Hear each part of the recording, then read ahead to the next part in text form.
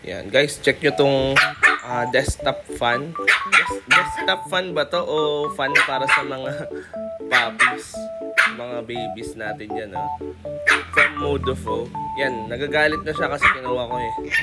So, para buksan yun, so ito yung knob niya to turn this on. Ang maganda lang dito, hindi maingay yung fan unlike dun sa mga turbo fan na common naririnig natin.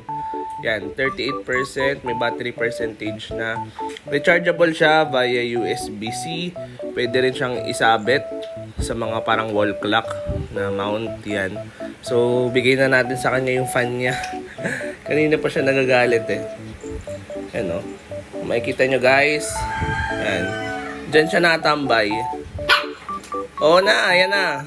Nagustuhan niya na yung fan na to. Kaya kung gusto niyo i-check out tong fan na to, check niyo yung yellow basket down below. Ayan na yung fan mo.